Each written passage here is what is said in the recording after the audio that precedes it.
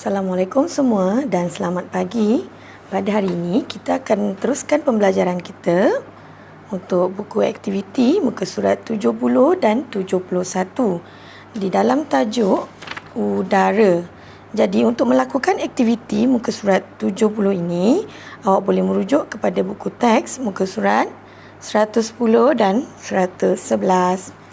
Baiklah, cikgu akan terangkan sedikit tentang udara. Yang mana udara berada di sekeliling kita. Udara juga terdapat di dalam air dan di dalam tanah. Udara terdiri daripada beberapa jenis gas seperti oksigen dan karbon dioksida. Di dalam buku teks ini, kamu boleh lihat bahawa oksigen diperlukan untuk benda hidup bernafas. Yang mana di sini manusia bernafas. Selain daripada manusia bernafas, tumbuhan juga bernafas. Selain daripada manusia dan tumbuhan bernafas, haiwan juga bernafas. Jadi, apabila oksigen digunakan untuk bernafas, karbon dioksida dibebaskan semasa bernafas juga. Maksudnya, semasa kamu bernafas, oksigen akan disedut masuk ke dalam badan kamu, manakala karbon dioksida akan dibebaskan. Alright? Okey, seterusnya kita lihat di dalam tanah. Okey, apa haiwan yang hidup di dalam tanah? Ada contoh anak-anak. Selain daripada anak-anak, ada semut dan juga cacing. Jadi, anak-anak, semut, cacing juga bernafas. Mereka bernafas di mana? Bernafas di dalam tanah. Cikgu ulang ya. Ada juga haiwan yang tinggal di dalam tanah, iaitu anak-anak. Selain daripada itu, ada semut dan juga cacing, yang mana mereka juga bernafas di dalam tanah. Seterusnya, ada haiwan yang tinggal di dalam air. Selain daripada ikan, ada juga contoh seperti udang. Lagi?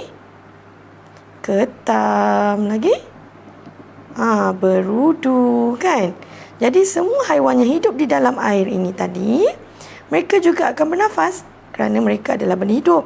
Jadi, ikan, udang, ketam, berudu juga bernafas di dalam air. Jadi di sini ada bernafas di dalam tanah dan juga bernafas di dalam air. Baiklah, seterusnya kita pergi kepada buku aktiviti. Okey, di dalam muka surat 70, tolong tuliskan tarikh pada hari ini, iaitu 27 hari bulan 9 2021. Mari kita lihat. Okey, isikan tempat kosong dengan menyatakan tempat yang mempunyai udara. Cikgu ulang ya. Isikan tempat kosong dengan menyatakan tempat yang mempunyai udara. Kita lihat di sini apa haiwan ni? Cacing. Jadi cacing tinggal di dalam cacing hidup di mana tadi? Di dalam tanah. Jadi jawapannya adalah di dalam tanah. Jadi contoh di sini adalah ikan, seperti dalam buku teks tadi ya. Jadi ikan hidup di dalam air. Alright, selain daripada cacing dan ikan tadi, kita juga boleh bagi contoh, iaitu haiwan yang hidup di dalam di dalam apa ni? Ni contohnya haiwan apa ni? Arnab, ya. Di dalam apa ni? Ini dipanggil apa ni? Okey, di dalam lubang. Baiklah, seterusnya dilihat di sini seorang murid bernafas menghirup udara yang segar di bawah pokok. Jadi udara berada di mana? Semua ni ada udara. Banyak sangat ada udara. Udara berada di sekeliling kita. Jadi di sini udara berada di mana? Salin semula jawapan ni, iaitu di sekeliling kita. Kita tak boleh nampak udara ya. Kita tak boleh nampak udara, tapi kita boleh rasa kehadiran udara, angin tu lah. Jadi awak berada di tempat yang banyak udara, kan? Awak berada di, contohlah, di taman botanikal, kan? Yang banyak pokok, awak akan rasa udaranya sangat segar. Kemudian, benda hidup memerlukan udara untuk bernafas. Apa contoh benda hidup tadi? manusia, tumbuhan, haiwan. Jadi udara terdapat di mana? Rujuk balik semula jawapan di atas ni. Okey, di dalam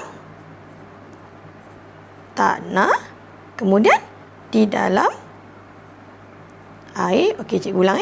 Udara terdapat di dalam tanah. Okey, sorry, kita padam sikit. Okey, di dalam air dan di dalam lubang. Okey, selesai.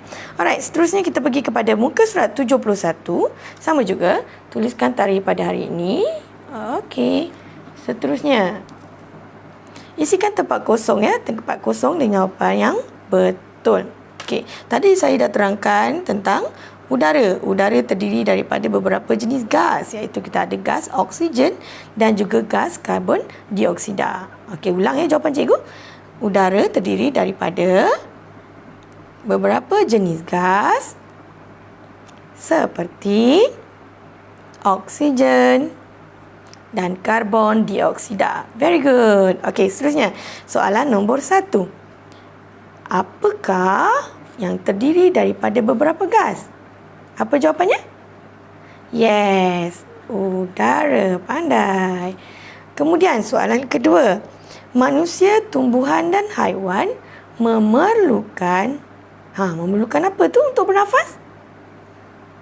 Perlukan apa? Tadi mula-mula tadi.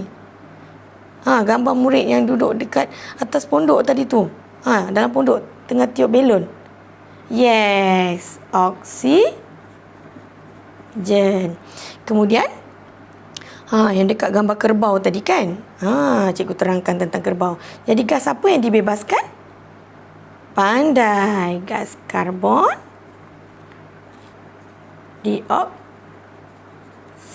Jadi cikgu ulang ya. Udara terdiri daripada beberapa jenis gas. Kemudian manusia, tumbuhan dan haiwan memerlukan oksigen untuk bernafas. Ingat ya, oksigen. Kemudian yang ketiga, gas karbon dioksida dibebaskan semasa benda hidup menghembus nafas. Karbon dioksida.